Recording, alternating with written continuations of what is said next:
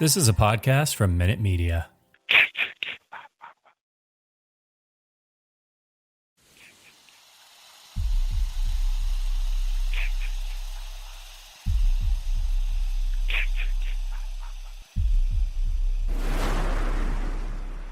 Warning, the following content may contain elements that are not suitable for some audiences. Viewer discretion is advised. Hello, kiddies. This is yours duly, John Kassir, the voice of The Crypt Keeper. And you're listening to Slasher Radio.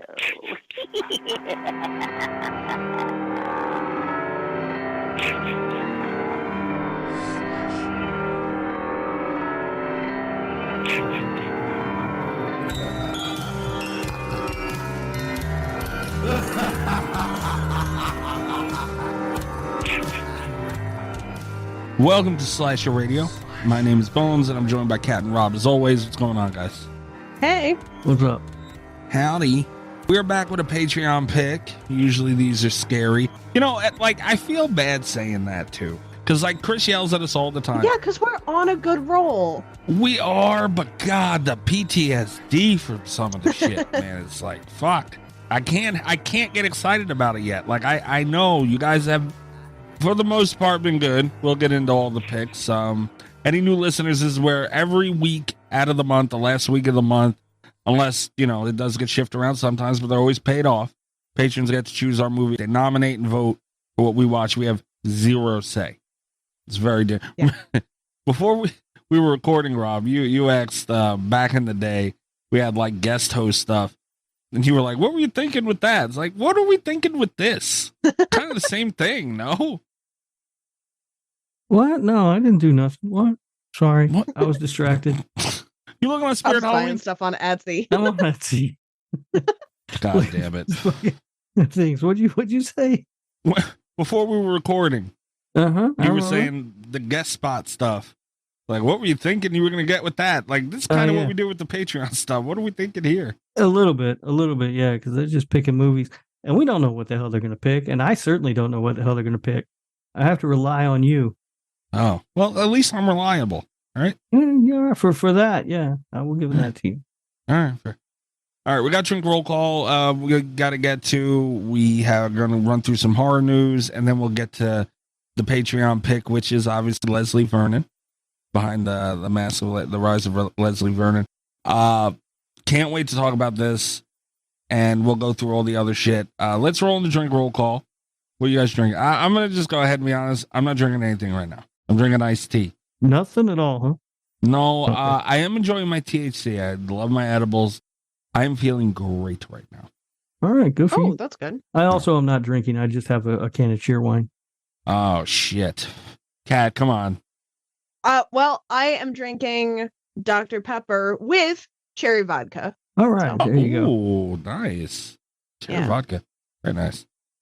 All right. Last week I mentioned that I figured out my button situation, and I was so excited to do the huge clown penis melody and my fart sound that I completely forgot I added a whole horror folder too, which is really nice. Oh, nice. Yeah, Kat, Rob's heard this on Allie's stream, but I did unfortunately get this button. Thrill me.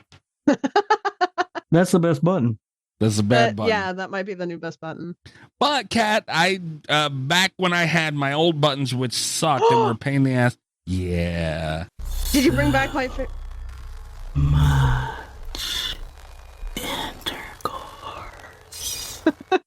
It's back. Amazing. Yay.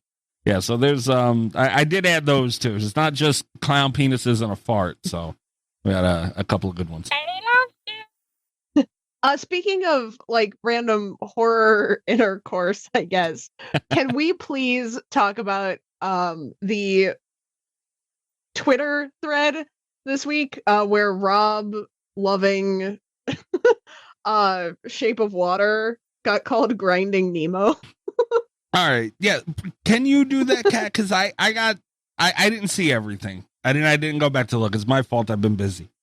I didn't see the full thread because I was sick earlier this week. I had a sinus infection, but I was scrolling through trying to kind of catch up on some of the stuff, and you posted a thing. You sent out a Slasher Radio question Yes. Asking what everyone's favorite horror movie was.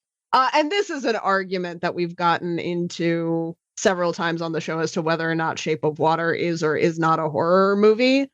But which is exactly where the followers went with it. Rob posted that his favorite horror movie was The Shape of Water. The followers, those in on the discussion, which I believe was Bats, and I feel like someone else was in there. Was it Leah? No, Leah wasn't. I did see Leah giving it to him. Yeah. We're asking whether or not it was a horror movie, and our dear friend Camp Springwood says no. Grinding Nemo is not a horror movie, which I think wins listener response of the week. I don't know, man, because Leah had a response to that as well and said, just admit you're a fish diddler and move on. I can't figure out which one's better. Okay, Fish Diddler is also very good. I missed that one. I'm glad I'm glad you had that ready. Yeah, that one's good. Oh, and with the GIF also. Yeah. Leah's never the best at anything. We know that. Chef's kiss. I don't know. Leah might have won this one. she might have edged out Greg. Huge clown penis. How do you feel about all this, Rob? I'm over it. Oh, okay. You're over it? Yeah. All right. Have you been dwelling? Like, what happened? No, I don't care. All right. Like, it's a discussion we've had forever. Uh-huh. You guys are all wrong. It's a horror movie.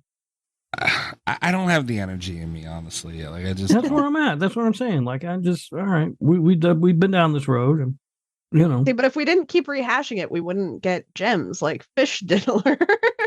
Yeah. Oh, fuck. All right. You guys ready to move into news? Yeah. All right. All right, remember, the machine knows if you're lying. First statement, Carvana will give you a real offer on your car all online. False. True, actually. You can sell your car in minutes. False? That's gotta be... True again. Carvana will pick up your car from your door, or you can drop it off at one of their car vending machines. Sounds too good to be true, so... True! Finally caught on. Nice job. Honesty isn't just their policy, it's their entire model. Sell your car today, too. Carvana. Pickup fees may apply. It's time to hump the news with Rob Humphrey. He's not a genius.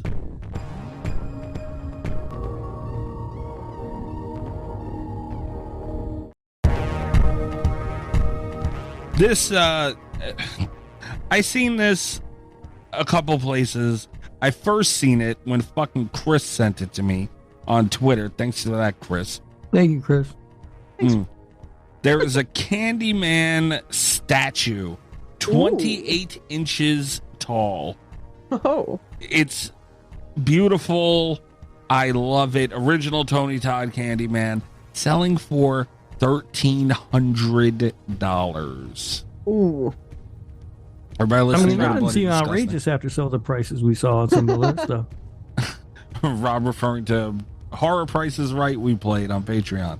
Patreon.com. That's not what we called it. We call it Mikey's Big Stupid Price is Right game or whatever. You called it that. I post the episode. I will not be typing that. So no. Horror Price is Right. But if you buy one, Mikey, you also get a chance to win a real platinum coin and a chance to win a ruby ticket valued at $200 off your next purchase. Oh. If I spend $1,300, I ain't gonna have no damn money to buy something else. I'm not gonna have enough money to pay for my car or my house.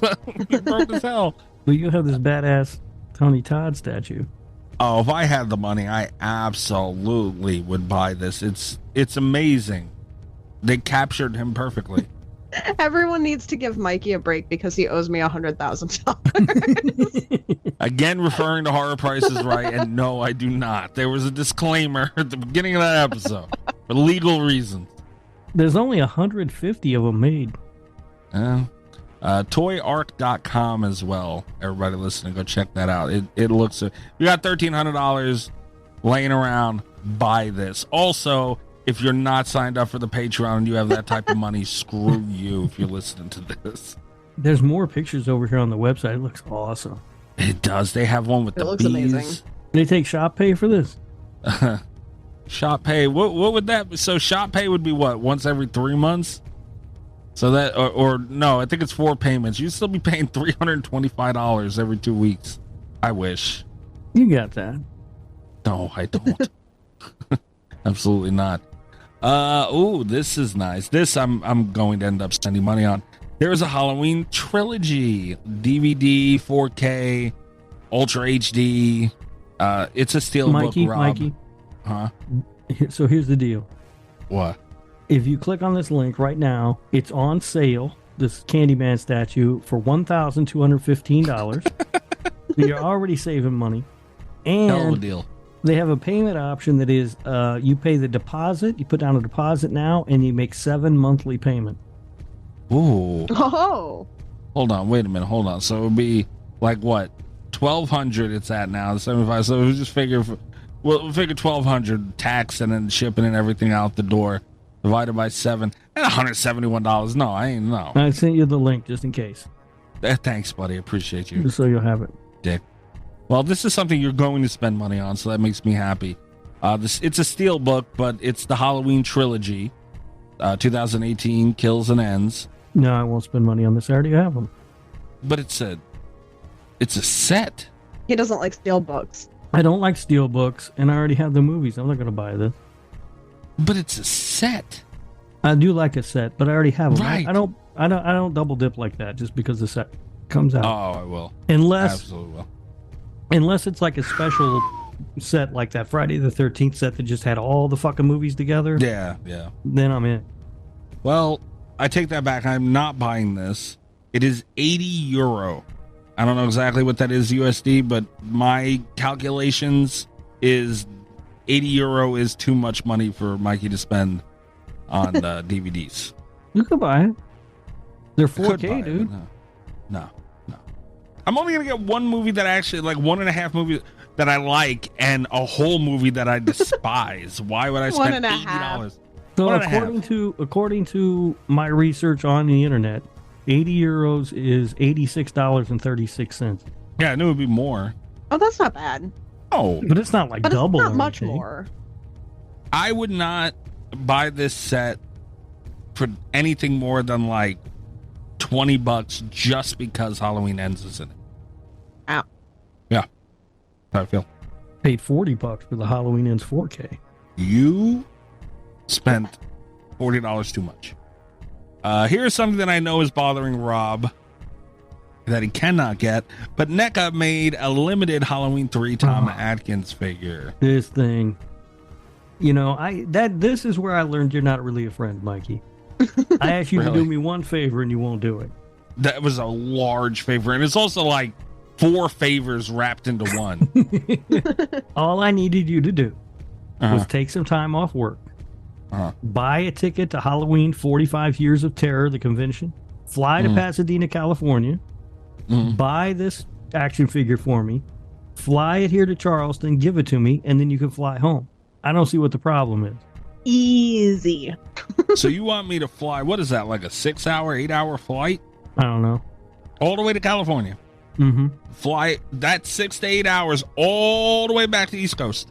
Mm-hmm. And then fly another like 2-3 hours all the way back home from your house. Yeah. Oh, and pay for all the shit in the middle of it all, too. Oh, yeah, absolutely. No, kiss my ass. Absolutely not. You know what, for you even asking. NECA has made a Dr. Chalice action figure that looks incredible because it's Dr. Chalice. And it is only available at Halloween 45 Years of Terror, the convention in Pasadena. That's the only place you can get it. And usually, well, I don't know about usually. I know that when they did the Thing NECA figure that I have, that was a convention exclusive also, but they did put a limited number up for pre-order on their website, and I got lucky and got one of those. They have said, though, they are not doing that for this. The only place you can get it is the convention. That's a real shame. Why the fuck would they do that? Not do that for this of I don't know. all the things for this? Tom Because Atkins, they know really? Tom Atkins can sell them. Yeah, and here's the thing about it, though. The only hope that I would possibly have is that they don't sell all of them at the convention, and there's no way that happens. Because I bet if they had some left over, then they would, I mean, why not sell them? You got to get rid of them, right? No. But there's no, because they only made 1,000 of them, and there's no way they're not going to sell 1,000 of them over the 3 days of this convention. No I don't know. way. They might not.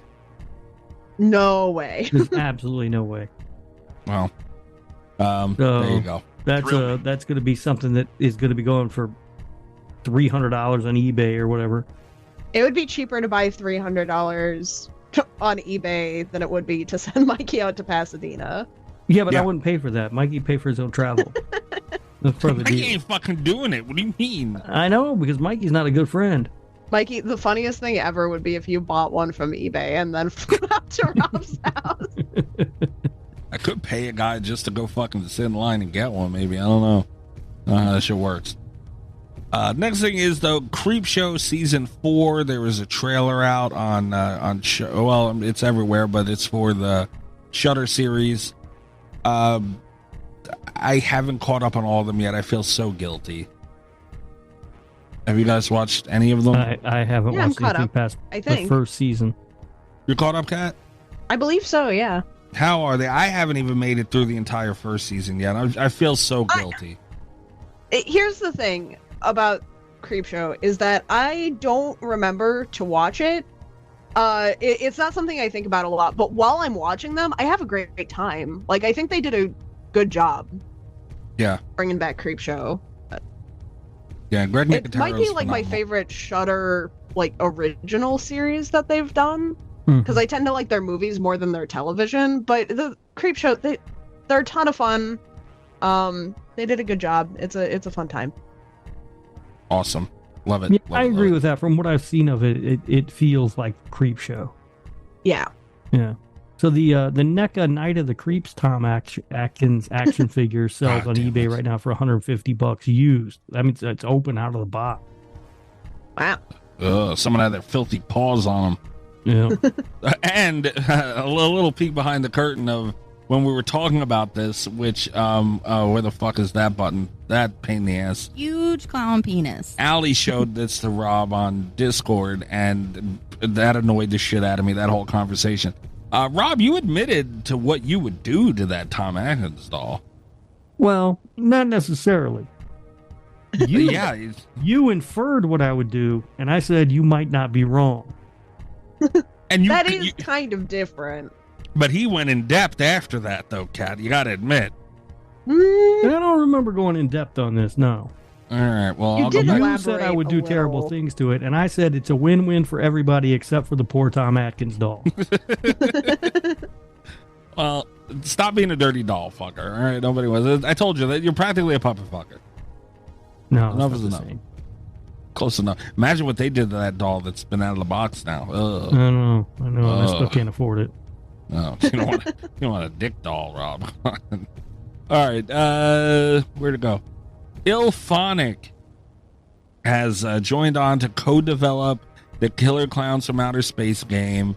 This is fucking awesome news, and I am super, super, super excited for this game. Do you guys give a shit? It's multiplayer. No. Nope. No, really, Rob?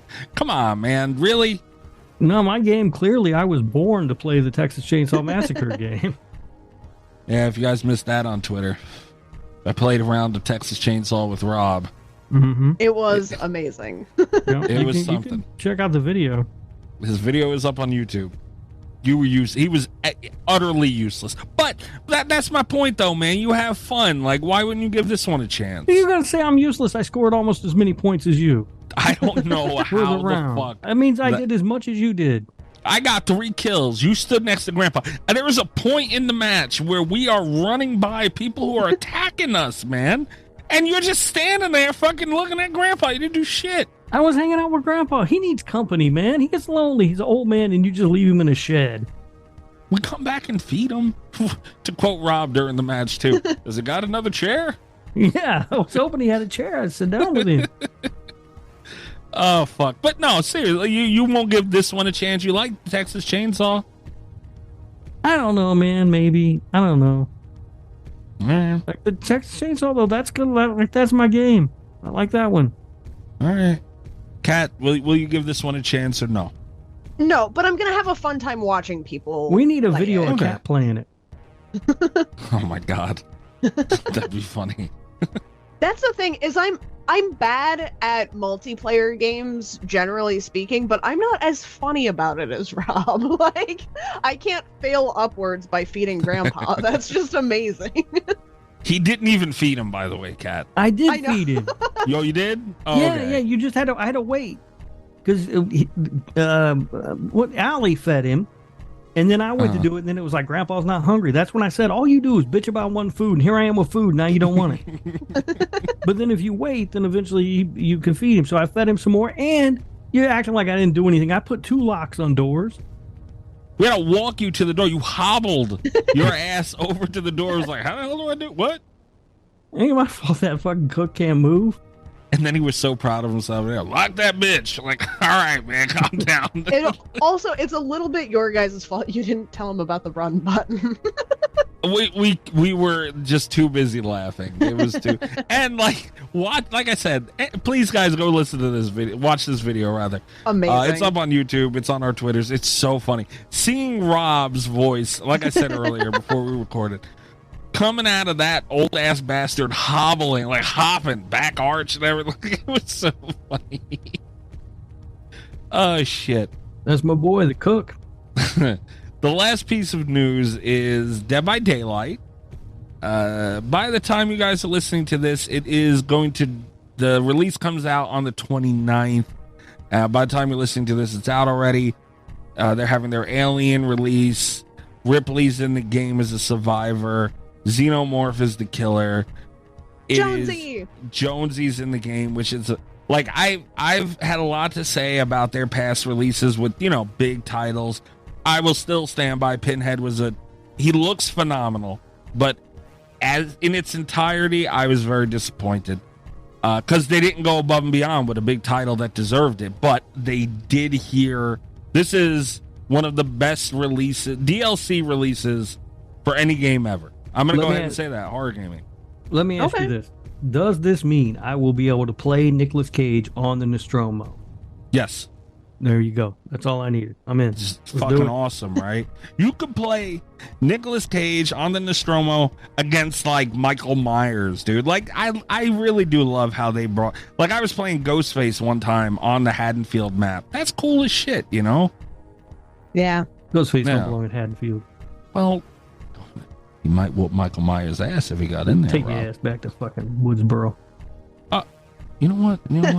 Trick or treat, motherfucker. That's what you get. Ghostface ain't even a character. He's just a costume. Okay, we're moving forward. This is going to be an argument here. All right. So, do you guys give a shit about that? I mean, like I said, I know you're not going to play it. Oh, it's cool. Right. I might play it. I got the Nicolas Cage download and everything. There you go. I mean, I paid for the download and I never played it. No. No. But I'm all set to play Dead by Daylight. I just haven't. Yeah, that's fair. Well, oh, God. See, that's the thing, though. When we played Dead by Daylight with you that one time, it was funny. Like, you had the whole wiggling thing going on. But, like, Dead by Daylight, you don't have fun. Like, you're just getting abused. Yeah. Especially, like, you don't know how to play. So, like, it's not fun. Like, you're just getting your ass whooped relentlessly. Texas Chainsaw, you still have fun. Yeah, I'm undefeated. Unfortunately. You ain't undefeated on Dead by Daylight, though. I'm the GOAT. Oh, my God. All right. That's all I have for news. Do I have to hit my button? Please hit the button. I'm forgetting where all my fucking... what these buttons are, honestly, on this other one. I don't give a fuck. That ain't it. Here, this one. Get the fuck out of here! Go ahead, go back to turning tricks in Hoboken, you pain in the ass! Turning tricks in Hoboken. This is the Gabagooli Mystery Corner, where our listeners send in Italian memes anonymously for me to react to on the show. There is zero tie-in to horror here. Don't look for it. It doesn't exist. Actually, this one has a slight tie into horror, and is the one that I was looking forward to. Okay. We describe them on the show. The memes themselves go up on Patreon. I haven't looked at it yet. That's one thing, though. Honestly, guys, like, if we're gonna do this, I just found out before we recorded, we got 6 months. Literally, if you motherfuckers stop doing this today, we are backed up 6 goddamn months, man. Yeah. With this gabagool crap. Enough. But if you're gonna do it, horror, come on, like, try. Yeah. This is one of the weeks that proves that our listeners are special and paying attention to the content of the show. They're special, all right. Yeah. Also, I would like to mention, we mentioned it on the Patreon show, but Kat did divulge information that oh, yes. When we run out of these, if and when we run out of Gabagool Mystery Corner, I have a treat for everyone. I believe it's a very strong if. Very strong if. But if and when we ever fucking do run out of these things, Kat, how'd you put it, Kat? You have a story on how I have a sneak peek about the origin story of Gabagool Mystery Corner. I like to say that Mikey needs to be nicer to our listeners. I know, they're doing good work. Well, you're coming at them awful hard, Mikey. Coming from you. Unbelievable. Yeah, maybe you guys might want to line up. That'd be a pretty cool story to hear. Huh? You know? I'm just saying. All right, let me see this shit. What the hell? Rare photographic evidence of the Italian tuxedo chupacabra. And it's a cat doing a fucking... It's just a cat licking their paw. And people are like saying it's the capiche thing. Cat, is that your cat? That's my cat. What the fuck? Did you do this? I did not do this. Who the fuck did... God damn it. When did you tweet a damn picture of your cat? I'm gonna start doing some research on this shit. To see fucking when you tweeted it, who interacted with it. I don't even... Excuse me. I don't even remember you tweeting this. So I gotta find you doing this. Apparently you're fucking doing this shit. That's another thing. God, there's a lot going on here. All right. That's annoying. So many mysteries to unravel. Yeah, I know. Well, what is not a mystery? Hold on, I have to. I'll tell you what's not a mystery: the fact that Tony Danza has made guest appearances on popular television shows, including Friends and The Simpsons. Wow! And Kat actually says he's on another television show. Yeah, I need to say I've got to see if I can get that clip in. No, you don't. I really do. You cannot imagine how Italian it is without seeing it. Is it more Italian or less Italian than Moonstruck? Oh man, it might be less Italian than Moonstruck, but only a little. Really Italian. God damn.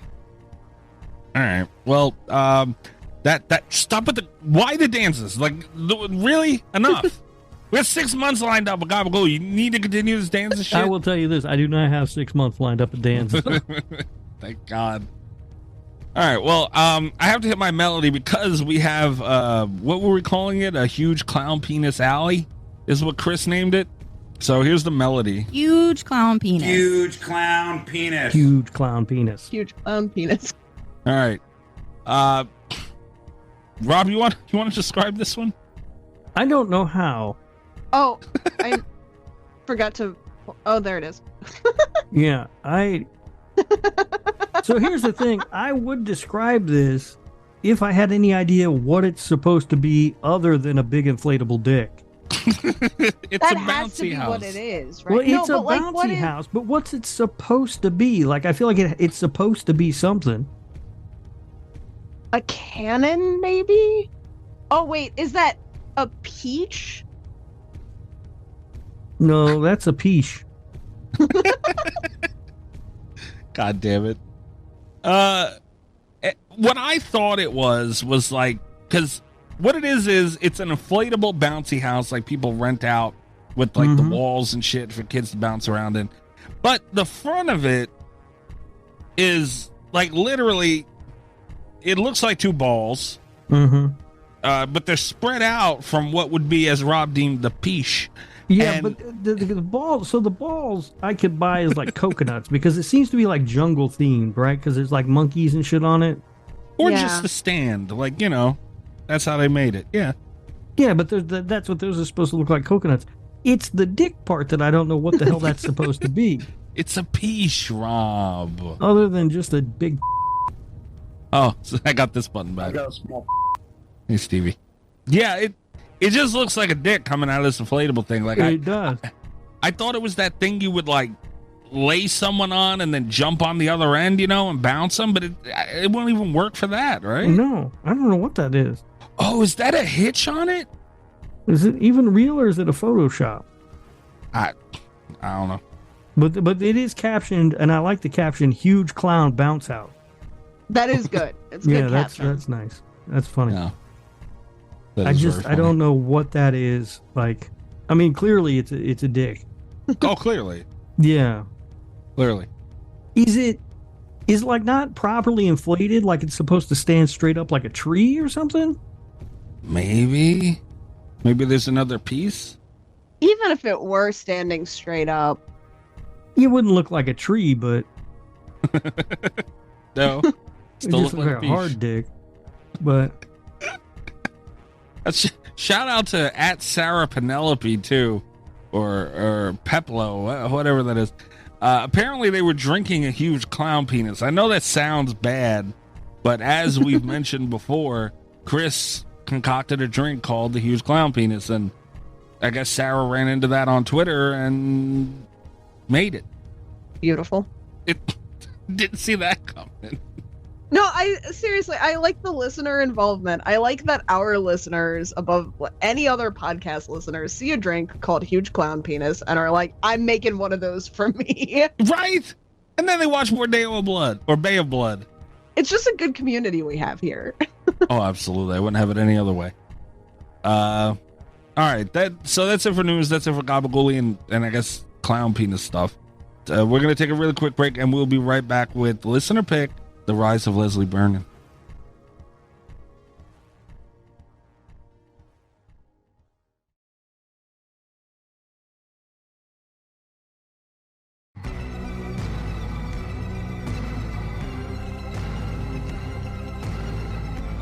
All right. We have to go through the listener picks because Rob doesn't know how to work Patreon. Yes. You ready, Rob? it's more ready. No motherfucker? No, that feels a little too intense for me tonight. Oh, okay. First was EyeRChris with Cabin Fever from 2002. Okay. I can hear Rob adjusting the ratings on the envelope for that one. Yeah, I mean, I'm kind of surprised that didn't win. That seems to be it's like a popular movie, you know what I mean?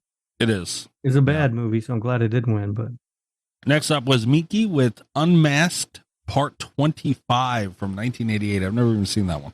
it's so Miki sent this to me a while back and was like, "Hey, have you seen this? You should check it out." And I said, "No, I haven't seen it. I'll watch it." And I started watching it. And I'm like, "Wait, I have seen this," and it had like a different name. I know Joe Bob did an episode of it. It's not bad. Like you would hate it, Mikey. Oh, what does that mean? Yeah, but it was. It's okay. There was some sass with that pick also. There was some callbacks to the last. Oh yeah, Patreon yeah, it pick. was because Mikey deleted his pick. Yeah, if my vote counts, it's like, yeah, but we went over this. Your vote got through this time, so yeah, it counted. Mikey didn't delete it this time, Miki. I made sure of it. Even if you wanted to make sure of anything, Credit. you couldn't do anything on the Patreon. Next is Nesto with The Devil's Candy from 2015. I like Solid this pick. movie. Yeah. Yeah, I've seen it. And The Devil's Candy is an interesting movie because it's one of those movies that came to streaming, right? Mhm. And it seemed like there was a brief period of time for like a month or so where everybody in the horror world was talking about it, and I haven't heard anybody mention it ever again. And that happens with some streaming movies. Like they're the biggest thing in the world for a while, and then nothing after that. I've seen The Devil's Candy once when everybody was talking about it. I was like, oh, I gotta see what everybody's talking about. And it was good. I liked it. Yeah. We actually, we as all three of us haven't talked about it, but there was an episode of this show done, episode 61, long time ago. So, way back. Those are still in play though. Like those, if the three of us haven't discussed it, it's fair game. As Chris pointed out. That's true. That's the new rule. That is the rule.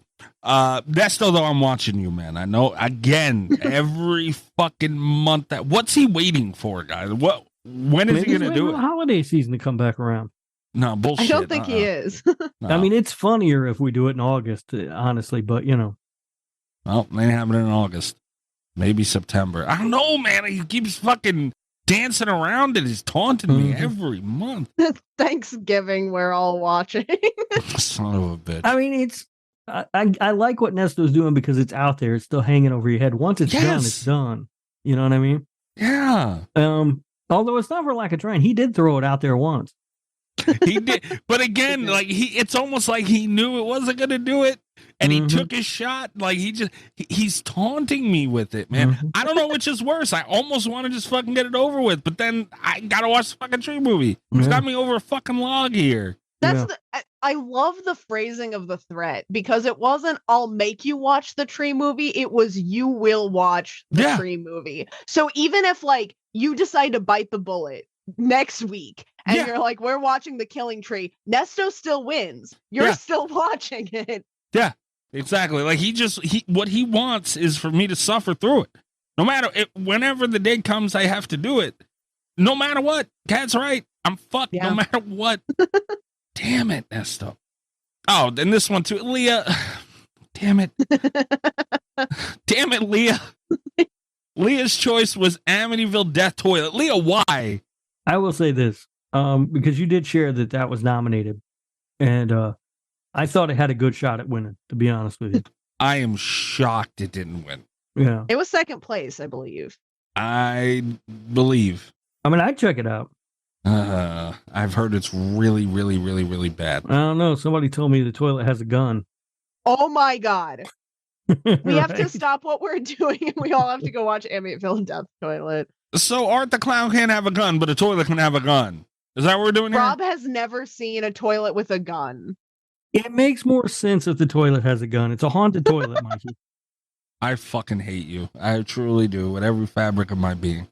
Jesus. Leah, come on, man. And I confronted Leah about this on Twitter. And because like this shit comes up on my phone, guys. Look, I rarely side with Leah. But this was a solid choice. Like I'm looking to see the time, man, and I gotta see this. And so I confronted Leah. She's like, oh, my picks never win. You pick one last time, Leah. And I told her, I'm like, this one's gonna win. Watch. And I'm shocked it didn't. Absolutely shocked. I did feel a little bit bad for Leah because she's had some really great picks that have not won. Her pick that did win, I feel like that it's a really safe bet as a pick if you believe it's not going to win, you know? Like that wasn't maybe the best showing, but it was a nice way to commemorate Paul Rubens if you thought we weren't going to pick it. Like, you know what I mean? That was some bad timing there. I know. I feel really bad for Leah too. Yeah. Leah also, to be fair to Leah, I mean, even though she picked the fucking toilet movie, she did confirm on Twitter after that it was for Paul Rubens. So, yeah. No. Greg put up Would You Rather from 2012. Never seen it. Which I would have had a great time talking about. Yeah, I've seen it like it, you know, it was at one point, I don't know if it still is, but it seemed like at one point it was streaming everywhere. Or I would see it for a while. Yeah, or I would see it everywhere or whatever. And it always looked really stupid, so I didn't watch it. It's one of those, I don't think it's a great movie, but I really like the cast, and it's just kind of like a fun time, you know? It's like, if you're like, we're doing a killer game of Would You Rather, and it is exactly the movie you expect. Like, you know? And I respect that. And I also think it's one of those movies, it might be a little bit more fun to talk about than it is to like watch. So it could have been a good episode. I respect that choice also. Is it better or worse than Truth or Dare? It's way better than Truth or Dare. Okay. Amber's pick was Gatlop, Hell of a Game from 2002. Good Not choice. to be confused with Hell of a Deal. I enjoyed that movie. You enjoyed it? All right. I haven't seen that one. All right. Allie put up Urban Legend 1999. This was my great choice. This was I love that movie. Yeah. Rob's not nice to it. Well, I'm not mean to. I like Urban Legend. What are you talking about? You're not as nice as you should be to that movie. I mean, there are some really stupid things about Urban Legend, but whatever. I'm here for it. Why does everyone in town why is the killer dressed in that parka? I don't know. Why not? It doesn't even look like it's that cold. Can't stand you. But the winner is Will. Oh, I don't have my button ready. This could be Will's button. Thrill me. Will the Thrill pick Will the Behind Thrill, the Mask, The Rise of Leslie Vernon. Yeah, good pick, Will. Great pick. Yeah. Second time he's put it up too. Persistence. I like it. That's what'll pay off for you sometimes. Nesto, keep that in mind with the Tree movie, man. Just stick with it. God damn it. Stick with it. Will, I mean, I love Urban Legend, but if we're talking technically, Will put up the best movie this week. I'm glad the best one won, in my opinion. Well, so now who's mean to Urban Legend? Not, I said technically. A technical movie. Fake you fan. know. God damn it. No, I love Urban Legend, but this, like, guys, this movie, it hit its notes perfectly. Like, this was like a creation to me. Like, I really, really like this movie. All right. What are some opening thoughts on it? Some opening thoughts. I like this movie. I had a good time on the rewatch. I will say I wasn't as impressed technically on the rewatch as I was the first time I saw it. But it's solid, you know. Liked it a lot. I'm happy that it won. Yeah, I mean, I like this movie a lot too, and I'm glad that it won. And last week, when we talked about Tusk, one thing I kept bringing up that bothered me was the tonal inconsistencies, and this movie has a huge tonal shift, but it doesn't feel as inconsistent as Tusk because it doesn't happen throughout the movie back and forth from scene to scene. There's a clear dividing line with this movie where it goes from leaning more into comedy than horror to leaning much more into horror than comedy. And it does both of those very well. It's very funny, and it's also, I mean, once it switches gears to becoming a real slasher movie, it's very effective as a slasher movie too. So I'm not going to say that it's like a bad slasher. I will say that's the part that I think hasn't held up as well for me. I still think the comedy was pretty solid. But I remember it being like great comedy, great slasher, and on the rewatch I felt like it was great comedy, okay slasher, which is a little bit unfortunate because we end on the slasher note, but I don't think it was as, like, I remember it being scarier, I guess, for lack of a better word. Right. Well, everything Kat just said is bullshit. All right, I noted down found footage because, you know, it's not found footage, but it's like, no, it's one a of those, mockumentary, right? But it's got that found footage feel of it too, you know. And it's like, it's enough because you know you're staring through a camera's view like a handheld the whole time, so it gives the found footage feel even though it's not. And I bring that up because it is so rare that any movie that has one foot into found footage and another foot in something else is good. And even though this wasn't full blown found footage, it was part found footage, part mockumentary, and part I do count it as slasher for me. And it's weird how they were able to get all that shit to work. Yeah, well, that's where the line is, right? It's mockumentary up until the point where it becomes a slasher, and then the character Taylor actually says the documentary's done. Yeah. And it switches at that moment from being a mockumentary style film to, I don't even know what the word is, just a movie, just a regular movie. Yeah. Like suddenly we see Todd and Doug, two characters that had only been voices throughout the movie. We see them on screen for the first time. I think, I'm pretty sure it's the first time we see them on screen. I think so. And that is, I mean, it really marks that from now this is something very different. Yeah. But it's not so different. I mean, there's still jokes after the switch. And there are still some horror elements before it makes the switch. But it becomes more of a horror film after they change. And I feel like they play heavier on the comedy side before that. Yeah. It's an interesting way to make a movie. Extremely. And quite honestly, it shouldn't work, even though it does. I think it's because even though the first maybe even 3/4 of this movie isn't really horror. Like, they're talking about stuff like that. That's why they get away with it so well, I think, because they're talking about, like, it's always the topic. And you see what they're doing, and it was such a unique thing where they're just going through all the tropes and behind the scenes of what Jason Voorhees would have to go through, and Michael Myers to do all this shit.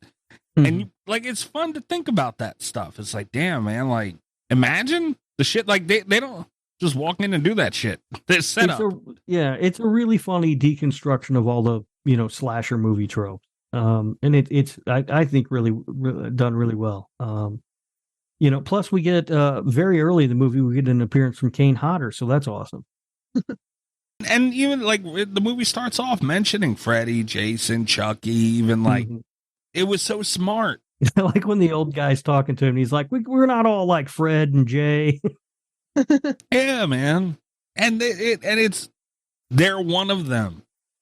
And you don't see Leslie as that throughout. You just see him as like bargain store Ryan Reynolds throughout the whole movie, and just being a normal dude for the most part. You know, he's psychotic and going through all this stuff, but he seems like a normal dude, which is another aspect of it that's really fucking funny. He's a regular guy. The guy, Nathan, I believe his last name is pronounced Basil. I could be wrong about that. But he was the perfect choice to play this character because he's very charming and funny when he needs to be, but he's also very scary when he needs to be. Yeah. You don't think so, Kat? The charming thing, he gives an incredible performance that I think really works for him, because, and I think we were talking about how this is more mockumentary and not straight horror in the beginning, because they're deconstructing these tropes, but we're not really seeing a lot of them. I think the scariest element is his performance in those early sections, because he's very uncomfortable. Like, no, he makes you uncomfortable as the viewer. The charming thing I'm not too sure about. Really? See, I don't like you tonight, Kat. I'm sorry. You're not gonna like me more. Here's the thing. I'm finding you very argumentative for some reason. Here's the thing, is that I don't want to be argumentative. I have like a list of critical notes that I took because I was paying attention on the rewatch. But I think if I had not been taking notes, I wouldn't have had complaints. You know what I mean? Like, critically, there are things I would have liked to see from this movie that I didn't, but it's so much fun to watch that if we weren't doing this for a podcast, none of those things ever would have come up in my brain, you know? So it's like, even the notes that I have, I don't like feel that strongly about, because when you sit down and watch it, it's a good time. But one was him. Like, he made me very uncomfortable in this movie, which was good, because I think that ties into the horror of that last act. See, you know? I did find him too. I mean, there are times when he made me uncomfortable in the movie, but there were also times where I thought, oh, what a good guy. Like, he's joking and talking to him and everything. And I found it to be charming. Who I did find to be charming was the couple, like his mentor. Oh, they're great. Yeah. Like that. Those were the moments to me where that charm comes through, because you're like, what a wholesome family experience. Right. And then you're like, wait a minute, no. Yeah, and that was, you know, obviously what they were going for, and they seem like normal people. And it's wild to think that, like, they're also the side of it is they treat it, you know, their quote profession, as they kept calling it, as a profession. And it's like, if you think about the shit, like when we meet, I keep calling him Herschel because that's what who he played in Walking Dead. Yeah, Scott Wilson's character. When we meet him, he's in the fucking ground, man, for days. He's like, it's a Tuesday. Right? He's like, it's Thursday, man. What the fuck? Yeah. And like, that's what he does, man. That's the shit they go through to prepare for what they have to fucking do. And I think that's really cool. Like, you see the business end of that shit. And I don't know, man, like, we've never seen anything like it. At least not that I've seen until that. Like, they really had a really cool approach to it, to where they made you like respect it in a way. Sadistic, but genius. Yeah. Yeah. I mean, I like the couple a lot. They're great. My biggest struggle with the movie was trying to decide which character I liked more. Was it Doug or was it Todd? Because I found them both great. I felt like Doug and or Todd were like me in this movie. Looking to sit next to Grandpa. But the cast in this thing was really fucking cool too, man. Scott Wilson's always great. The performance he put through in Herschel on The Walking Dead was phenomenal. Nobody watched that show. Stop it. The show set records. It set records, and Herschel was cool as a character also. Absolutely. I'll take your word for it. I didn't watch that show. Scott Wilson's always great. He was great in this as well. They had Zelda Rubinstein. Robert Englund was in it. And, you know, dude who played Leslie, this is what you get on this show. We're just talking about it. But, you know, he was great. He was phenomenal. Yeah. Very strong cast. But I do want to bring up one thing. Robert Englund's character in this movie, and it wasn't him. Like, he was great. His performance was great, but like his character just seemed like they were, I don't quite know. Was there something missing from it for you guys too? Or was it me? There's not very much of it. I don't even think it was that there wasn't very much of it. I think, and this is... Is she arguing again? What? I'm agreeing with Mikey. I'm You're supposed to say yes and, Kat, not no, fuck you. What the hell are you doing? No, I am yes anding. Mikey, I'm agreeing with Mikey. I do feel like that's there was always something a bad missing idea. from Robert Englund's character here. But again, I don't think it was his performance. I think that Rob's just going to get mad at me. Can we just skip to the part where Rob's not mad at me? If Rob's getting mad at you, you're doing something right. I can tell you that right now. I think the last act, which is where most of my complaints come from, are from the last act.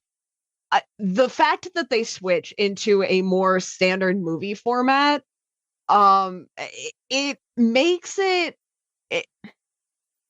it's not set up in a way that we have the same level of attachment, because it's a different kind of vibe in the first part of the movie when they're doing the mockumentary, and that I think hit a couple characters harder than other characters. Like, I think it actually improved what we get out of Leslie as a character for the final act. But I think one of the characters that was hit the hardest was Robert Englund, because in the mockumentary style, you know, he's the Ahab, you know, he's like they're trying to get him, and he's like this mythical, you know, antagonist, and we see it from that point of view. But we don't really get any of those like warning vibes. We don't get like the whole harbinger thing. We don't get to see it from our like fake final girls. I'm sorry, fake survivor girls point of view. So we miss some of that mystique. You know, he's explained right away. It kind of works against his trope. And then when he shows up in the final act, it's like kind of anticlimactic, you know? Yeah. I think it worked against him. So what I said, there's not enough of him. If this is told from the final girl's perspective, like most slasher movies are, he would have shown up more. But that's not what this movie is. But it's not only that he doesn't show up more, because like having him in there a little bit gave him the opportunity to be mysterious. But this is a movie where we're taking all of the mystery out of it, like, which specifically affects that trope and his character. You know, like, I think it's the style that's working against him here, as much as the perspective. All right, yeah. I'm not mad at that. I feel like they were trying to go like Dr. Loomis and something else, and it didn't quite work. Maybe this side of a character, the you know, the hero of this, like, maybe that's not, you know, a good view of that type of character, you know, from the killer side. Right. I don't know. It didn't work. While I'm making Rob mad anyway. I'm not mad about that. While I'm being argumentative anyway, the other character that I think this really works against is Taylor. And the reason why I feel that way, and again, this is something, if I hadn't been paying attention, if I hadn't been taking notes for the rewatch, I don't think I would have caught it, because I didn't catch it the first time around, you know? But I think because it does have that kind of found footage style, like a lot of the moments that we have where she has the strongest character moments in the first, like, 3/4 of the movie are these kind of candid in-between shots, you know, where she's having like genuine reactions to things, but they're few and far between because she's trying to tone it down and suppress herself and act like a reporter And she has such a complex character that I think the found footage mockumentary style doesn't let her fully explore because she's putting herself so much on the back burner to explore the story of someone else. And then when the twist is like, oh no, she's the virgin, she's the final girl, I don't feel like I know who she is enough. Like, I don't feel like we had enough time to really explore her emotions about how she feels about it going in. We have hints on and off, but I feel like we're getting kind of like conflicting messages. We're getting, she's having a lot of complex feelings and we're not really given the time to catch up with her before she's suddenly the protagonist of the movie, which I think was, I think it worked against her because as written, she's very complex, but as for what we get to see, it's like not great in comparison to other final girls, survivor girls. It's final girls. That's what they mean when they say survivor girls. I thought it was. See, she was weird in a couple different ways. I think what they were doing with her was weird in a couple different ways, and with Leslie, because it was a very weird take on, like, almost like a love story. You know what I mean? There was a tension between them. Right. There was something there because, you know, you could tell she was kind of feeling him a little bit. And, you know, obviously he had whatever the fuck, you know, rule book he had with her and how he felt, whatever the hell that was. But like she started getting invested in what Leslie was doing. Like they were celebrating after the fucking, you know, all that shit. And she was like falling into it. And it was so interesting as a dynamic because it was something we had never seen before. But it isn't good motivation for a final girl. Yeah, I mean, she got pulled in because Leslie's so charming, as we all know. Well, it was all fun to her too, you know, like it was exciting, right? Until she came face to face with what they were actually planning and what they had actually been talking about the whole time. That pissed me off. That was the one thing in this movie that pissed me off. Because like they go into the house, it's all ready to go down. Like, dude, you've been going step by step with this guy, knowing the end result.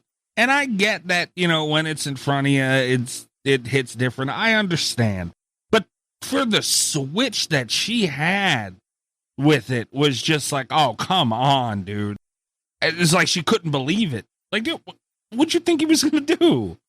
Yeah, it was an interesting, because I do think that's a really interesting angle for the movie, but they kind of abandoned it almost, you know, where it was like, she never confronts her feelings about getting charmed or getting sucked in because we're on to something else now, you know, it was planned, you know, like, and that was, I don't know. It was like, if you needed conflict between them, there were other ways to do it. Like that just didn't. Again, it's in front of her. She, you know, she wasn't ready. I get it, but come on, man. And it's fun. And the part that kills me is it's hard to criticize because it's fun for the movie, but it's bad for her as a character. Like it's kind of a fun, you know, oh, I planned it. And then when you look back at like the almost like sexual tension that the two of them have, it's a really interesting portrayal retrospectively of what he said he felt with the like fake girl that he was picking at the beginning, you know, we get to see that close quarters. It's interesting commentary for the movie, but it felt flat with her character. Like, so it's not even like a criticism I have of the movie. It was just something that I felt weird trying to dissect for her. Nah, it pissed me off flat out. I don't like that at all. That made me, I was like, fuck. Even rewatch, this is like the fourth time I've seen this movie at least. And I was like, fuck again. She's going to complain. I don't have a problem with it. I mean, it's one thing to talk about something or to think about something. It's another thing when you're faced with it. And I get it. But like her level of disbelief and shock was just, you had to have prepared somehow for this. You had to have. And like in the beginning, there are moments where you can tell that she's uncomfortable with the content. If that was a tone that they had carried all the way through, I think it would have been different. But or tried to get him to not do it. Yeah, but she gets so invested in between those moments and where we're at that it felt like a harsh turn. I don't think so. I think you guys are wrong about that. To me, I think that she got sucked up because of his excitement about what was happening. She was sucked into that excitement. Also because, remember, she's getting this for her documentary. So that's exciting to her as well. Her project is exciting to her as well as his project. And I think you're not really thinking it all the way through. And all of a sudden now you're hidden in this back room while two people are being brutally murdered in the room right next to you. And the reality hits you in the face. I don't think it's that big of a jump or a leap for the movie to make. I disagree, man. That made me mad. I don't know. I think the formatting kind of works against her because on paper, I think it kind of works as a narrative if the focus had been on her, but she's so removed from the she makes it a point not to let the focus be her, so we don't get to see her go on that journey, which makes it feel like a harsher turn. Yeah, I didn't like it. Did not like it. That was my only problem with the movie. That's it. That's literally the only issue I have with this whole movie.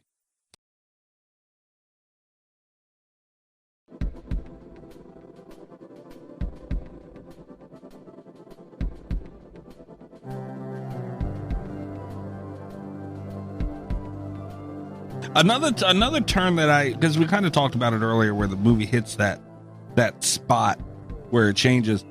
Like Leslie himself, like he was chasing down that cameraman, and like he's trying to reason with him. It's like, it's me, and there's just nobody home, man. Like he's not that Ryan Reynolds bargain bin anymore, hopping around and bouncing everywhere. Like he's Leslie Vernon. The mask is on. And I thought that was super interesting that we got, like, it was important we got that moment with him. Because that guy's in there killing people, but you didn't see it even for the most, when all that shit was started going on. So he wasn't, I don't know if I would have taken him as seriously. Like when I seen that, I was like, God damn, man, he really like turned into Michael Myers. That is a phenomenal scene. It's great, very important. Yeah, it's a great touch. Yeah, very important scene. Although that is also the angle of the mask that looks the worst. Yeah. Which I only noticed because it's like, I thought it was very funny that the worst angle of the mask happens during objectively the scariest scene. My biggest complaint about this movie is that mask. I do not like the Really? look of that mask at all. Yeah, I think it looks dumb. It's passable when he's like in shadows and moving quickly, but that close up fucking kills me. Yeah, I think it just looks silly. It makes him look kind of like a Muppet. Like it's weird. That was actually what I was going to bring up next, was the mask, because, you know, obviously it's very important for, you know, he is a slasher. The character, like the killer, is a slasher. Like the movie tone, whatever you want to argue. But, you know, he's supposed to be a slasher. And the mask is very important. The look's very important. I was going to ask you guys about that. I go back and forth on the mask. I think I land on I like it. And even in like that library scene, like he looked creepy as shit standing there. He looks creepy in the library. I think is maybe where the mask looks best. Probably best scene with it. Yeah. I still thought it looked silly. Really? Like there was not a moment in this movie where I didn't think the mask looked silly. And the other thing, I said that there were a couple things I would have liked to see from this movie that we didn't get to. This is so much behind the scenes, so much prep work, so much. We get to see him doing the face paint underneath, you know, that's, you know, that he mixes up to be flame retardant and stuff. And it's like, I think one thing that I would have liked to see is how he settled on that mask. You know, like the character creation design of this feels like such an interesting, you know, and if you focus on it too much, but that's what the movie was doing, was focusing on these aspects so much in the beginning. And like the mask and the outfit, you know, we get to see the paint he puts under the mask, but not how he chose on that like design. And yeah, that's a really good point. I didn't think about that, but you're right. You could have used that. And there was a couple things that they could have maybe replaced with that, where it would have been, you know, that's in more. I mean, it had a lot of it, but more of that behind the scenes killer stuff, because you know that's what the movie is. Yeah, no, absolutely. I never thought of that, guy. That's a good point. If I were interviewing a serial killer, you know, before he goes out and does his first kill, that's something I would ask about as a reporter. Like, yeah. Rob, which is the better mask out of Leslie Vernon's mask and Halloween H2O. Oh, Jesus. Which would you prefer? I mean, I guess H2O, but really? Not by much, man. That's a bad mask. And it's not even the same mask in that movie. It's like an H2O. Michael brings 3 different masks to put on at different times throughout the night. At one point, that mask has blonde hair. Yeah, the hair was all fucking yeah, I mean, that's a mess. All right. Maybe Leslie Vernon, at least it's the same mask, but it looks silly. Like, I don't, It's different. Yeah. It's not scary or anything. It just looks kind of dumb. I thought he looked kind of creepy in a couple spots, but I get it because there are some spots where I'm like, mask is weird. Yeah. But they were like, he did like again. The library scene got me where it cuts to him just standing there. I was like, oh, okay. Yeah, I didn't. And a lot of times you'll see like stills. Like I talked about the black phone. Like when I saw stills of that mask, I thought it was the dumbest looking thing I'd ever seen. But in the movie, it really works and it looks great. So that happens sometimes, but in this movie, it just always looked dumb. It looked progressively more dumb as the movie went on, also, was the thing. Because, like, I worked for me in the library, and I was like, okay, maybe it's fine. And then by the time we got to the end, it's like, yeah, why that mask? Yeah. All right, do you guys have? I kind of ran through my notes for the most part, I believe. Did you guys have anything else? There were some little details that I thought were really funny in the movie. I only wrote down one in particular that really jumped out at me. In the comedy section of the film, or whatever you want to call it, the first 2/3 of the movie. I found it absolutely hilarious that Leslie Vernon was driving a Prius. Yeah, it was the funniest thing in the world to me. Pissed me off. Just because we see certain cars in horror movies, and it's always shit like the fucking Jeepers Creepers fucking truck and stuff. It's always some rundown, messed up piece of shit. And here he is, a slasher villain driving around in a Prius, because it's good for the environment or whatever. It's very fucking funny. Oh, one last thing I did have. What was Taylor? How do you guys think she would fend to Murder Madness? Not well. You don't think so? Not real well. No, not real well. It's one of those, like, if she, I will say in her defense, she's one of those characters that I just, like, looking at the whole layout, I don't think she'd do really well, but I think she would, like, if she got lucky, she could make it a decent way into the tournament. Like, here's the thing. If she's up against the villains bracket, I don't think she's going to do very well at all. No, she'll fall right into him. Yeah. In a hero bracket, because she fell for Leslie Vernon's shit hook, line, and sinker, right? Like, I mean, he completely pulled the wool over her eyes. Protagonist, though. In a protagonist bracket, though, it becomes an interesting challenge because she, the way she finds out that she's the survivor girl in this film is they discover she's a virgin. What if she comes up against Dr. Chalice? Does she remain a virgin or not? No. What are you talking about? She's not going to bang him. I'll throw this out there. I would have died in this movie because if I realized that I was the virgin that was killing everyone, my first instinct would have been to have sex. That's there. I remember the first time I saw this kind of thinking that was where it was going to go. I was like, what a weird angle that she has to have sex to survive this movie. And then that thought never occurred to anyone in the film. And I was like, oh, maybe I'm fucked up. I will say too, one of the funniest moment, possibly the funniest moment in the movie, is when they open that door and they find that girl riding that dude. And then one guy's like, she ain't a virgin. That ain't her first time. Nope.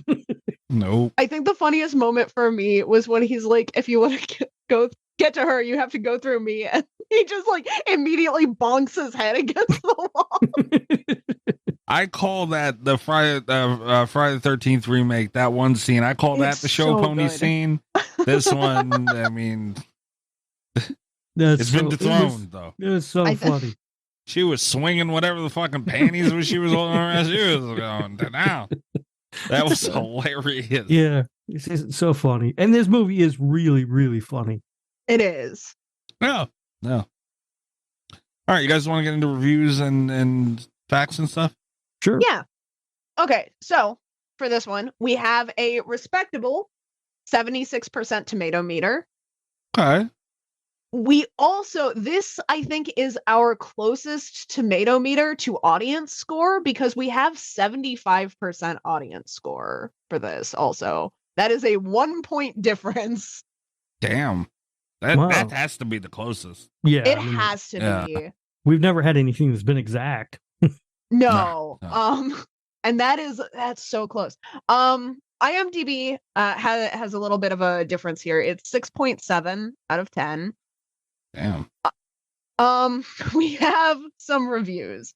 Now, I don't think there weren't any like laugh out loud funny reviews for this, but there were that just brought up some points that I felt needed to be discussed on this show for us specifically. Opening with, this movie sucks. Wow. With all the ads, I figured this would be at least decent, but what a piece of crap it ended up being. They thought just because you mention horror legends, that's it. It's easy to put themselves side by side with them. What a joke. For the losers who are talking on the message boards like you just aren't a horror fan, I don't understand it. Give me a total break. 3 exclamation points. The movies all have tension and surprises along with effective kills, and you care about the characters. In this crap, I was waiting for the 3 main actors to just get killed off with their bad acting and annoying attempts at comedy. There aren't any kills till like an hour into it. Rent something. Okay, here's what we need to be talking about. Are you ready? Rent something else like the old Halloween, or the new Halloween, or Friday the 13th as this sucked. Okay. Now, aside from the fact that he specifically mentions both the old and new Halloween, I want to point out that this review came out in 2007. Okay, so this is the Rob Zombie Halloween. This is the Rob Zombie one. Yeah. Okay. All right. So here's what I take away from this. This person. Okay. First of all, they're clearly a real horror fan. They're a real horror fan. Unlike all the posers out here. Uh-huh. But so they wanted a slasher movie. Mm-hmm. And what they got is this, which is 2/3 to 3/4 a comedy with a slasher indie. Yes. So they did not want to watch a movie that was like this movie. That would be like me complaining that I watched The Conjuring and it wasn't a slasher movie. Yes, very similar. Yeah. That's fine. Okay. However, they talk about the characters and the quality of the acting and then recommend you watch a Friday the 13th movie. Yes. Now, I love the Friday the 13th franchise, but the acting here is better. Usually not very good So in much those movies. better. And the characters are typically stereotypes that are just there for the body count and nothing else. Yes. Yeah, the Friday the 13th is kind of the movie that created a lot of these tropes that are being dissected in this movie. Yeah. So, all right. Yeah, and they didn't just mention them, like they showed you stuff they did, and like it went a lot more in depth. Yeah. That guy's an idiot. Can you get a candy bar, Rob, or no? Oh yeah, no, totally candy bar for that guy. You might want to spread out the candy bars. I'm just I got a whole case of candy bars over here. Okay. Are they all up your ass, like the whole case, or do you pre-dip? I give just a couple up there. Okay, so you cocked and loaded with a few of them, just A in few, case. yeah. This is like a shotgun, you know. If I need more, I can throw some in there. But I got a couple shells in the chamber at all times. Depending on what you ate for dinner, it could be a bazooka. Okay, this next one, we don't have to talk about the full review, but the opening, I feel, is going to spawn some controversy on this show. This is a 10 out of 10 review titled, Wow! All lowercase, but with an exclamation point. That's a weird way to do it. It is. It's interesting. I have to say that this movie really was a breath of fresh air. It's completely different from all those horror movies. Think along the lines of Scream, but more self-aware and not as stupid. Oh, whoa. Hold on. Wait. I gotta fucking. What the hell is that, man? Really? Yeah. I'm not mad at it. Oh, shame on you. At the end, he cycles back around. Again, we're skipping most of this one, but it's worth mentioning that he cycles back around to this take. It's great to see the creativity like this, considering the strings of horror crap we've gotten recently. Also posted in 2007. So yeah, I mean that's fair. That's fair time. Yeah, to say that. I'm not mad at that. He does throw Scream under the bus pretty hard. Yeah, Rob, give him a count. Come on, man. Call Scream stupid. I mean, do the right thing. Don't be spiteful. I don't know. Shame on you. All right, fine. I'll give him a candy bar. There you go. Okay. All right. This next one is on a similar vein, I think, to Scream comparisons. It opens with, and I have to paste this emoji into the into the oh boy, chat real fast, just so that when I bring it up, you'll know what I'm talking about. What the fuck? More exciting than a dozen's Screams. Okay. I got the tagline summary from a little movie called Hard Boiled, which back then used Die Hard as a reference. Just to be clear, I'm making fun of that specific tagline. It's not meant literally. Having said that, though, I have to say that this movie really takes the whole self-awareness, quote-unquote, thing/train that horror movies been writing to a whole new level. You could say, if you wanted, this is a small step for Scott Glosserman, but a big one for horror movies.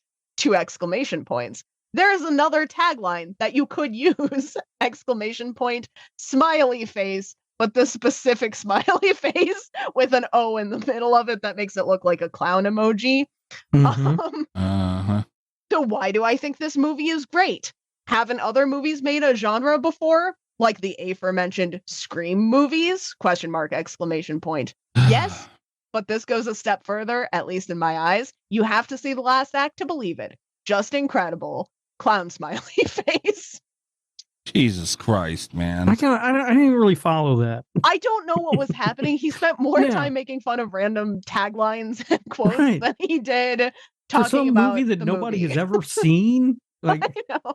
And why is this being related to Scream, man? Like, they took completely different approaches to, you know, whatever the fuck, like that self-aware. Like, this is nothing like Scream. I don't know what they're doing here. Rob, can you cock up another one for him? Come on, 12 Scream movies? I don't know if I can or not. I don't know what he's trying to say. What he's saying. Yeah, but geez, he's saying something's wrong if he's saying, I like this movie, but better than fucking 12 Scream movies? Come on, man. That was just a tagline to a movie that nobody's ever heard of, Mikey. Well, he still shouldn't have said it. That's the problem here. I don't know what was going on there. Yeah, the guy's a dumbass. I do have one more Scream take that we have to talk about. God damn it. While we're on it, the Scream topic. This one, this is a 1 out of 10. It is entitled Scream, parentheses, ripoff, for the next generation. What? It opens, which I thought was going to be like, this movie is ripping off my favorite movie, Scream. But it opens with, I have never been a fan of Scream, but I'm going to give it credit for being semi-original at its time. Now, over 10 years later, Behind the Mask, The Rise of Leslie Vernon does the exact same thing that Scream did, and everyone thinks it's oh so original because it copies the same formula. That's about the equivalent of saying, if you were non-conforming too, you'd be just like me. And then he goes on a little bit talking about Man Bites Dog, which was a very common thing in the reviews.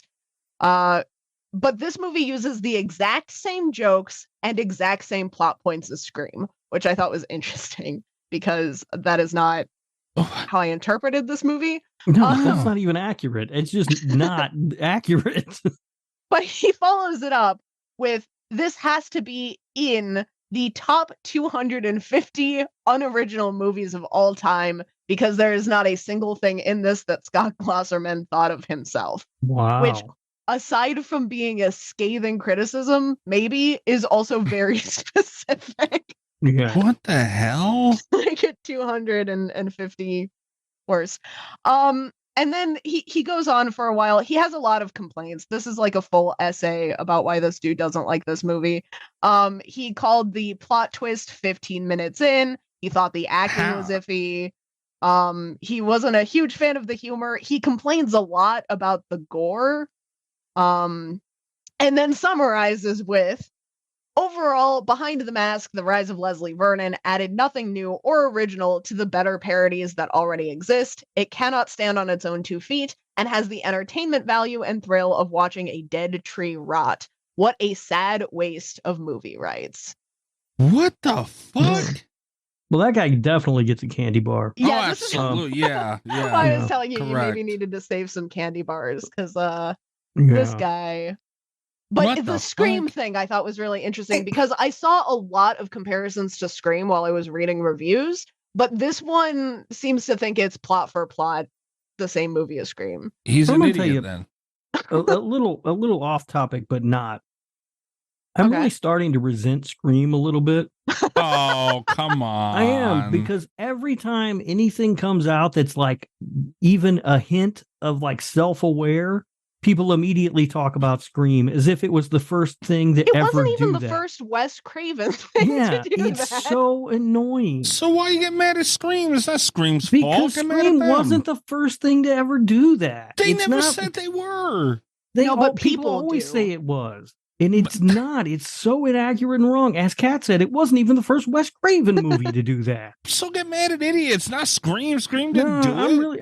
It's the effect. It's the Jenna Ortega effect. Remember I talked about how she here was we getting on my go. nerves because all the hype? I'm starting to dislike Scream. You can dislike it all you want. You're wrong for it. I'm just If you want saying. to be wrong, then go for it. It's just something I've noticed about myself recently. Whenever Scream comes up, I groan. I'm just like, Bring up idiots. It's not the movie's fault. just saying. God damn it. This has turned into a mess. Well, since Mikey's already mad, I have one final review. This one sums up. I kept this one because it was relatively short, but it summed up something that I was seeing recurring in, I would say, roughly half of the reviews. There are a few like at the beginning that are like mid-rated, but like the first couple pages, like in the back of this, like chronologically first. When this came out in 2007, a lot of people seem to either love it or hate it, like passionately. And what we had here is, I think, the most succinct complaint about the people that hated it. Like, this is why this was very indicative of the reviews that I was reading, but with the most interesting opening line of the reviews. So, if you're ready. Yeah. You're in the middle of some damn passionate lovemaking. Your partner is almost there, and then nothing. That's Behind the Mask for you. That sounds like somebody got a personal problem. I think maybe seriously. someone has a personal problem here. A brilliant setup that fizzles out under the guise of being clever, but it's really just a failed attempt to circumvent the only ending that would have worked. No, Mr. Writer-Director, you can't have your cake and eat it too. It doesn't work.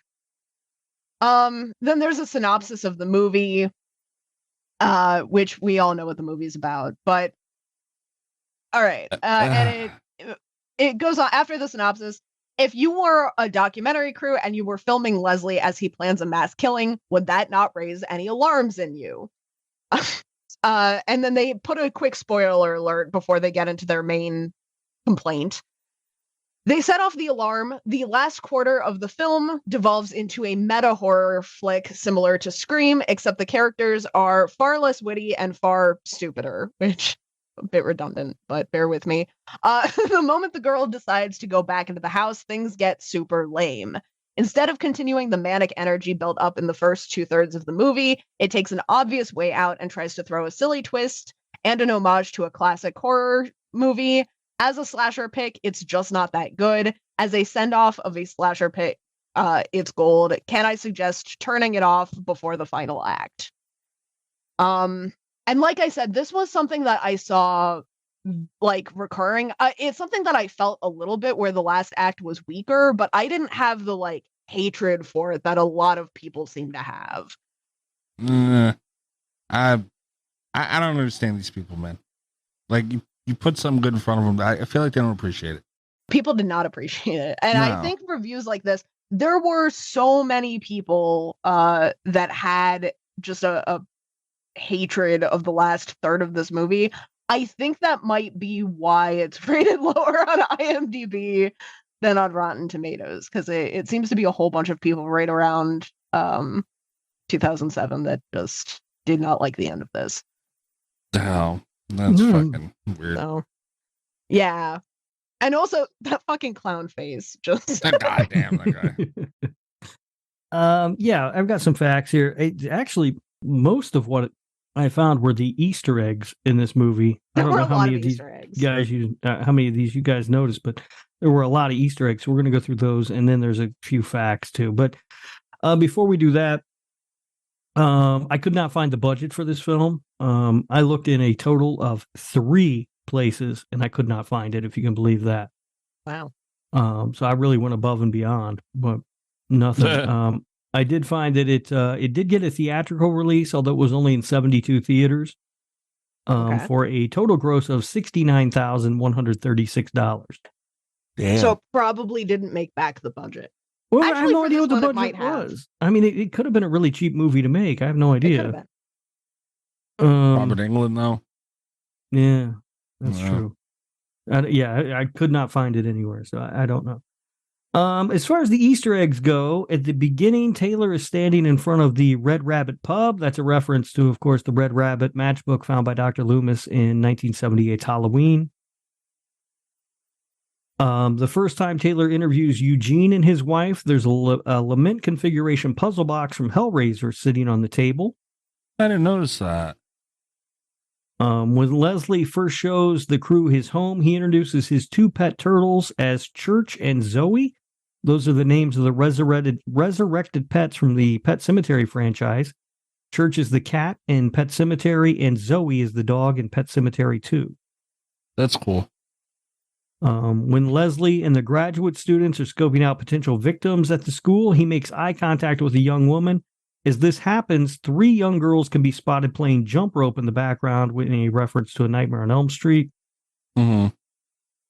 When Leslie first takes Taylor and her crew to meet Eugene and his wife, the car parked in Eugene's driveway is the same color, make, and model as the car seen in director Sam Raimi's movies. Damn, that's cool. Several character names are references to classic horror films. Doc Halloran is a mashup of Danny Torrance's nickname Doc in The Shining and Dick Halloran from the same movie. And Jamie, of course, is a reference to Jamie Lee Curtis, who is, well, horror royalty.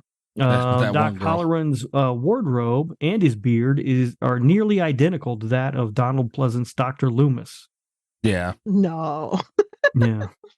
Leslie's real surname is exposed to be Mancuso. Frank Mancuso Jr. was a producer of the Friday the 13th movies. And finally, when Leslie is applying his makeup while being interviewed about his target, the song in the background is the same one heard at the end of The Shining, where Jack Torrance appears in the photo. The song is Midnight, the Stars, and You, sung by Al Boyley with Roy Noble Orchestra from 1934. I paid a lot of homage in this thing, man. Yeah. And then just a couple of facts about this real quick. Zelda Rubinstein, this was her final movie. And Glen Echo, Maryland is a real town in Montgomery County, Maryland. Seneca Creek State Park and the town of Burkittsville, which were the 2 main shooting locations for the Blair Witch Project, why can't I talk, are also located in Montgomery County. Glen Echo is about a 1-hour drive from the town of Burkittsville and less than half an hour drive from Seneca Creek State Park. Damn. So there you go. I knew I liked this thing. Blair Witch. All right. Portnoy and this motherfucker. I think I have a number ready, so I can go first. Okay. And the number that's yelling to me is a 7.9. Okay. Yeah, like I want to go 8, but I don't know if I can quite get to 8. So I'm gonna let it sit at a 7.9. All right. Kat, you should go last because you're the wild card this week, I think. Okay. You've been all argumentative and shit. For me, I love this movie. I think it's great. I think it's very funny when it's dissecting the horror tropes. I think that I do think it works as a slasher movie. I think it's rushed as a slasher film at the end because it only has the last half hour or so. Yeah. But I still think it works, especially given that limitation. I think that the style of filmmaking that they chose, the mockumentary style, and then to make the shift from that to ditching that convention and using like a regular whatever you call that, I don't know, just making it a regular movie at that certain point is just brilliant. It's to me genius. I think the acting is really good all the way around. There aren't many problems that I have with this movie. I give this a 9.1. Oh my god. Damn, 9.1? Yeah. Okay. I think this movie. Okay. All right. Okay. Kat, what say you? All right. Well, I want to start by saying that I actually had it a little bit lower because while I was taking notes, I found a lot of like little critical things that I hadn't noticed before. I wasn't feeling real great about it, like comparatively as I finished. But even like heading into this episode, I bumped it up a little bit because those things only bother me when I'm looking for them. So I went ahead and rounded up to like the nearest number, the nearest whole number, just because I enjoy the film above how I feel it is critically. And that puts it at an even 7 for me. Okay. This motherfucker's Slasher Radio approved. Yeah. I was really afraid coming into this, like even with the 7, that going last, I was going to be like the difference that made it not Slasher Radio approved, because I think it deserves to be. Like, I'm not mad at it. Rob coming in with a 9.1 really set my mind at ease there. And if anyone's curious, the number that I had written down was 6.7. It was already pretty close. You were going to score this in the 6s? Well, like when you sit down to look for things in a movie, the movie doesn't feel as fun. But like even coming in to talk about it, it's one I was excited about, you know? In the 6s, Kat. I know. Unbelievable. And I will say, it had some issues. I actually knocked a little bit off my score because Kat mentioned the mask thing. I knocked a half point off because they didn't mention that. I actually had this at a 9.6. God damn. Oh, wow. I mean, I think this movie kind of brilliant. an oversight. Like, but the mask thing, when you pointed that out, and that had never occurred to me before, I always thought the mask was stupid, which is what actually had knocked it to a 9.6. I was like, the mask is so stupid that this can't be a 10, so it's a 9.6. But then when you mentioned that I'd never even thought that, why didn't they do that? I don't understand that decision. So I took another full half point off for that. Oh, but because that's the thing, and I think it's really clever as an angle for a mockumentary where it's like, here's the stuff you don't think about. But it's just like, if I were interviewing Freddy Krueger, I wouldn't be like, how many push-ups how much cardio do you do a day to outrun like the children in the boiler room? I'd be like, why the fuck are you wearing the sweater? Right. You know what I mean? Like, question. It's just such a yeah. What are you doing? You're wearing a sweater in a boiler room, you dumbass. Yeah, this is the first approved movie we've had. We're on episode 296 right now. The last approved episode we had before that was 284, Henry, Portrait of a Serial Killer. The last one before that, 266. Ooh. God damn. Yikes. What was 266? Cujo. Oh, yeah. Yeah. Well, approval should be hard to get. It should be. Yeah. And it is. I agree. Yeah, this is the way it should be. I mean, we've talked about this before. The way it's set up to get Slasher Radio approval, one person not liking the movie can really tank that score. Oh, yeah. Yeah. Oh, yeah. Nope. All right. So that's that, I guess. Will picked an excellent... Well, this is one of the top patron picks we've had, easily. Yeah. Easily. Yeah. So that have won anyway. We've had some really good ones that didn't win. But good job, Will. That it was awesome. See, Will always coming in strong, man. He's got the fucking memes covered, and now look at this. Mm-hmm. Everybody try and be more like Will. Oh, absolutely. Yeah. Although I will say, we don't know how strong of a pick Amityville Toilet would have been. Oh, get out of here with that shit. We don't A even know. perfect 10 across the board. The toilet has a gun, Mikey. This is what you get. Moving forward. I mean, the toilet has a gun might be better than the shark having a gun in House Shark. Oh, yeah. It's even more unexpected for the toilet to have a gun. Yet Art the Clown's the problem, right? Well, that's just dumb. Why's a clown got a gun? Patreon.com/Slasher Radio. Tiers starting as low as $3 a month. Go over there, check it out. Also, oh, fuck. I completely forgot. There is a free trial period of the Patreon. So, like I said, tier starting as low as $3 a month. So, go check it out. And it is now literally free to look and free to check it out. I would like to thank Tasha, a friend of Kat's, who signed up for a free trial. Hopefully they enjoy it. She's enjoying it so far. I got a message from her today, throwing my friend under the bus. I got a message from her today. She just listened to the Orca episode. And oh, boy. I got a message from her where she's like, I literally cried laughing today listening to you and Rob lose your shit over that 10-star review. I think I remember that one. I think that's the one that I thought I laughed so hard I thought I was going to puke. If I'm thinking of the right one, yeah. Yeah. Well, Tasha is taking advantage of that. I hope everybody else, you should too. See, this puts us in a weird spot, though. This free trial, because you normally, be nice to my friend. Kat, why you assume I'm not going to be nice? Because you're going to go off on the lazy freeloader thing. You are so argumentative tonight. Normally, we have been able to break our listeners up into the patrons and the unwashed, disgusting masses of disgusting, terrible freeloaders. Holy shit. Now we have this weird zone that Tasha falls in where I in one way, it's like, okay, she signed up for the Patreon and that's awesome, right? But she's getting it for free, which kind of feels like she's the kind of person who steals cable or something. $3.99. No, it's not true, because it give you a trial.